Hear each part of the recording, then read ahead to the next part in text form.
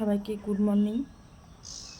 আজকে মর্নিংটা যে কতটা টেনশানের, কতটা চিন্তার, সেটা একমাত্র আমিই ফিল করতে পারছি।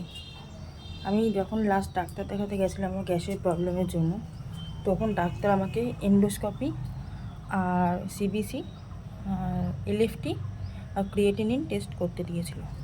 তো এলএফটি, সিবিসি, ক্রিয়েটিনিনগুলো আমি আগেও করেছিলাম। যখন আমার গলব্লাডার স্টোন অপারেশন হয় তখন আমাকে করতে হয়েছিল। ওগুলো করতে তো শুধু ব্লাড লাগে, তো ব্লাডটা দিয়ে দেওয়া যেতেই পারে, বাট এন্ডোস্কোপিটা খুবই কষ্টকর। মানে যারা যারা করেছে প্রত্যেককেই আমি জিজ্ঞাসা করলাম, প্রত্যেকেই একই কথা বলল। আর আমি সেটাই ভাবছি যে কি হবে। এখনও আমি যাইনি, বেরোবো। আমি 7:30টার মতো বাজে, 8টার সময় যেতে বলেছে। ভীষণ টেনশন হচ্ছে, মুখের মধ্যেও কী একটা হয়েছে, জানি না কী হতে চলেছে। সত্যি কথা বলতে এই গলব্লাডার স্টোন হওয়ার পর থেকে একটা দিনও আমি ভালো থাকিনি।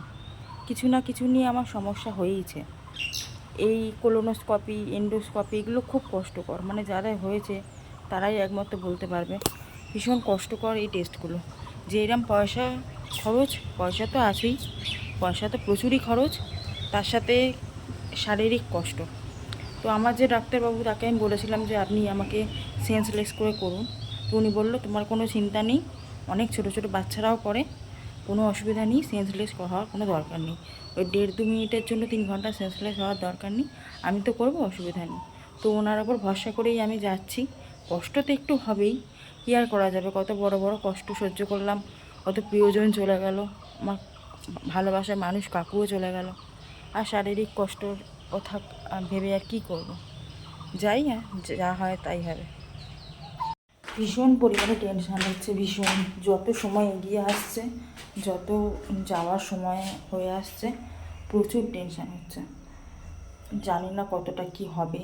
অনেকে তো বলছে গা গুলোয়, অনেকে বলছে বমি হয়।